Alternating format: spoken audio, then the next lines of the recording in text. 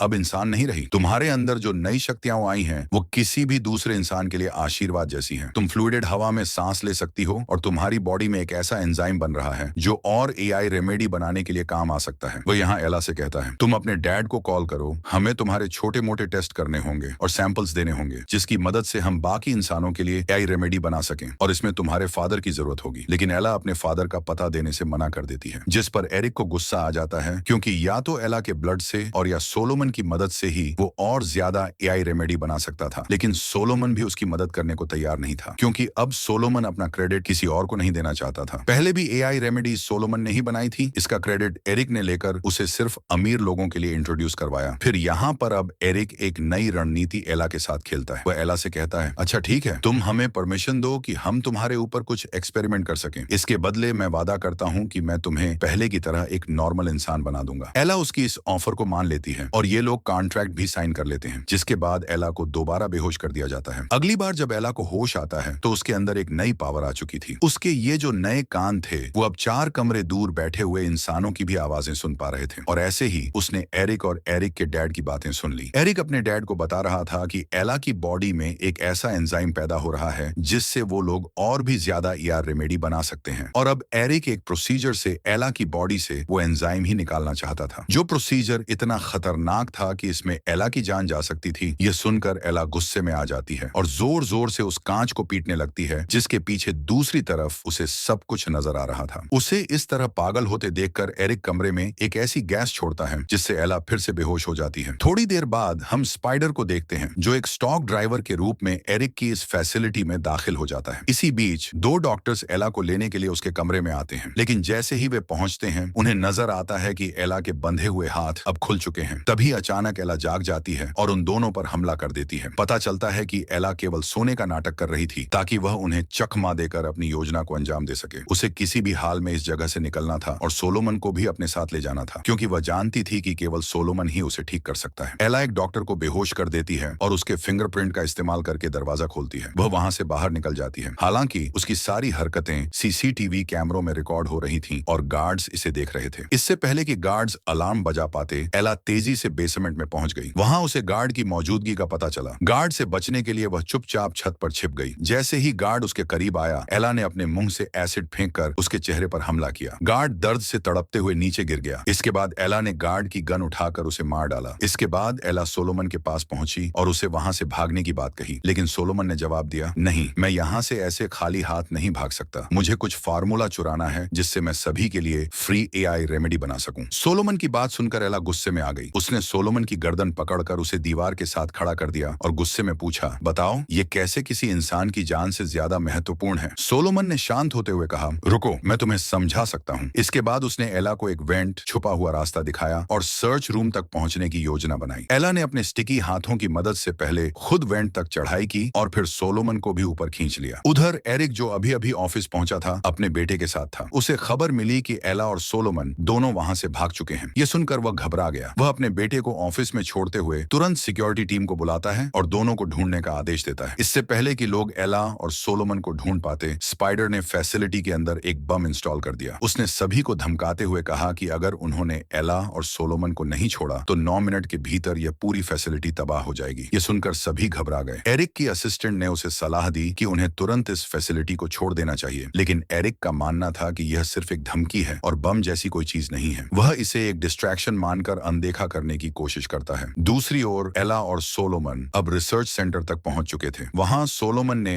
Hologram की मदद से एला को समझाना शुरू किया कि उसकी बनाई हुई ई मेडिसिन मास्क से कहीं ज्यादा बेहतर काम करती है। सोलोमन ने बताया कि दुनिया में बढ़ते प्रदूषण के कारण लगभग सभी कीट पतंगे खत्म हो चुके हैं, सिवाय कुछ के। उनमें से एक थी ड्रैगन फ्लाई, जो अब सिर्फ अफ्रीका में पाई जाती थी। सोलोमन ने आगे बताया कि एआई रेमेडी को इन ड्रैगन फ्लाई के शरीर से निकले एंजाइम की मदद से बनाया गया था, जिससे इंसान प्रदूषित हवा में भी सांस ले सकता है। लेकिन क्योंकि एला ने गलती से उस कंपाउंड की ओवरडोज ले ली थी, अब वह खुद एक ड्रैगन फ्लाई जैसी बन चुकी थी। सोलोमन ने एला को यह भी बताया कि एथेरा ने इन ड्रैगन फ्लाई का अत्यधिक इस्तेमाल कर लिया, जिससे अब वे पूरी तरह खत्म हो चुकी हैं। अब दुनिया में सिर्फ एला के शरीर में वह खास एंजाइम बचा था, जिसकी मदद से एआई रेमेडी बनाई जा सकती थी। एथेरा ने आर्टिफिशियल तरीके से भी इस एंजाइम को बनाने की काफी कोशिश की, लेकिन वे इसमें सफल नहीं हो पाए। यही वजह थी कि अब एरिक एला के शरीर से सारा एंजाइम निकालना चाहता था। सोलोमन ने एला को बताया कि उसने जो दवा ली थी उस पर अभी और काम करना बाकी था। उसे उसमें कुछ और जानवरों का डीएनए जोड़ना था ताकि उसके साइड इफेक्ट्स खत्म हो जाते, फिर वह इसे पूरी दुनिया में पेश कर सकता था। इन बातों के दौरान उन्हें बिल्डिंग के अंदर बम फटने की आवाज सुनाई दी। घबराकर वे दोनों तुरंत बेसमेंट की तरफ भागे। वहां उनका सामना एक अनजान व्यक्ति से हुआ, लेकिन इससे पहले कि वे उसे नुकसान पहुंचाते, उन्हें पता चला कि यह तो स्पाइडर थी जो उन्हें बचाने आई थी। वे लोग अभी बात ही कर रहे थे कि बेसमेंट में जहरीली गैस फैलने लगी। इससे बचने के लिए वे ऊपर जाकर एक छोटे से कमरे में छुप गए। वहां एरिक का बेटा भी डर के मारे छुपा हुआ था। एला ने उसे सांत्वना देने की कोशिश की और वह बच्चा धीरे धीरे एला के साथ सहज हो गया। अब ये चारों अपनी जान बचाने के लिए उस कमरे से बाहर भागने की कोशिश करने लगे, लेकिन भागने के दौरान उनका सामना एरिक से हो गया। सोलोमन और स्पाइडर एक दूसरी दिशा से वहां से निकलने में कामयाब हो गए, लेकिन एला अब एरिक के सामने थी। एला ने एरिक के बेटे को अपने लिए ढाल बनाते हुए उसकी गर्दन पर अपने हाथ से निकला नुकीला नाखून रखा और कहा, अगर तुमने मुझे मारा तो तुम्हारा बेटा भी मरेगा। लेकिन एरिक पर इसका कोई असर नहीं हुआ। उसने बिना सोचे समझे एला को गोली मार दी। ये देखकर एरिक का बेटा ही उसे नाराज होकर कुछ कहने लगा। एरिक बेटे की बातों से विचलित हो गया। इस मौके का फायदा उठाकर घायल एला एक ऊंची छलांग लगाते हुए सोलोमन और स्पाइडर के पास लिफ्ट में पहुंच गई। लिफ्ट के जरिए वे लोग अब गैराज में पहुंच गए थे। गैराज से एक वाहन लेते ही उन्होंने तेजी से भागना शुरू कर दिया ताकि कोई उन्हें पकड़ न सके, लेकिन कंपनी के गार्ड्स ने उनकी कार पर हमला करना शुरू कर दिया। उसी समय एरिक वहां आ गया और गार्ड्स को रोकते हुए कहा, उसे शूट मत करो, हमें एला जिंदा चाहिए। इसके बाद गार्ड्स ने उनकी कार के टायर पर निशाना साधा और टायर फटने से उनकी कार का भयानक एक्सीडेंट हो गया। जब गार्ड्स एक्सीडेंट वाली कार के पास पहुंचे तो उन्होंने देखा कि कार में सिर्फ स्पाइडर थी। एला और सोलोमन वहां से भाग चुके थे। दूसरी तरफ जंगल में पहुंचकर एला ने अपने हाथ से निकले हुए पंजों जैसे नाखूनों से यहाँ की जाली तोड़ती है और वे लोग जंगल के दूसरी तरफ भागने लगे। एरिक के गार्ड्स जंगल में फैल गए थे और एला और सोलोमन को ढूंढ रहे थे। वहीं एक गार्ड स्पाइडर पर नजर रखे हुए था। स्पाइडर ने बीमार होने का नाटक किया। जब वह गार्ड स्पाइडर को चेक करने के लिए पास आया तो स्पाइडर ने उस पर हमला कर दिया और उसे मार डाला। गार्ड को खत्म करने के बाद स्पाइडर भी वहां से भागने में सफल हो गई। इधर एला और सोलोमन एक पुल के पास पहुंच चुके थे। वहां सोलोमन ने एला से कहा, तुम पुल से कूद जाओ और उन लोगों से बचकर भाग जाओ, लेकिन एला सोलोमन को छोड़कर भागना नहीं चाहती थी। तब सोलोमन ने अपना बाजू दिखाया जो थोड़ा म्यूटेट हो चुका था। सोलोमन ने एला को बताया कि उसने जिस कंपाउंड को पूरा पी लिया था, सोलोमन ने उसे सिर्फ थोड़ा सा पिया था। सोलोमन ने कहा कि उसके अंदर अपने ऊपर पूरा एक्सपेरिमेंट करने की हिम्मत नहीं थी। उसे इतना तो पता था कि थोड़ी दवाई लेने से वह पूरी तरह से म्यूटेड नहीं होगा, लेकिन उसे इस बात का भी यकीन नहीं था कि वह जिंदा बच पाएगा। यहाँ पर सोलोमन ने अपने कंपाउंड का आखिरी सैंपल एला के हाथ में दिया और उसे कहा, इसके अंदर लेजर एंजाइम मिलाकर इसे पूरा कर देना और फिर पूरी दुनिया को इसे देना। एला ने जंप करने से पहले सोलोमन को अपना लॉकेट दिया और पुल से छलांग लगा दी। जैसे ही एला ने जंप किया, एरिक के गार्ड्स वहां पहुंच गए और सोलोमन को पकड़ कर ले गए। इसके बाद हमें देखने को मिलता है कि स्पाइडर पूरे शहर के टीवी चैनल्स और कंप्यूटरों को हैक कर लेती है। वह सभी को एक संदेश देती है कि अब लोग मरेंगे नहीं, उनके पास जिंदा रहने की एक नई उम्मीद है। उन्होंने एक मेडिसिन बनाई है जो दुनिया के हर इंसान को मिलेगी, लेकिन लोगों को थोड़ा इंतजार करना होगा। दूसरी तरफ फिल्म के पोस्ट क्रेडिट सीन में हम फिर से एला को देखते हैं। इस बार एला के शरीर पर पंख उगाए थे, बिल्कुल ड्रैगन फ्लाई की तरह। उसके पास अब एक मिशन था, इस दुनिया को बचाने का। उसे अपने कंपाउंड में लेजर एंजाइम मिलाना था, जिसकी तलाश में वह निकल जाती है। यहाँ पता चलता है कि वह एंजाइम किसी और की बॉडी में नहीं, बल्कि एरिक की असिस्टेंट एंजेलिना की बॉडी में बन रहा था। इस रहस्य के साथ कहानी खत्म हो जाती है, ये सवाल छोड़ते हुए कि क्या एला अपना मिशन पूरा कर पाएगी और इस दुनिया को बचा पाएगी या नहीं।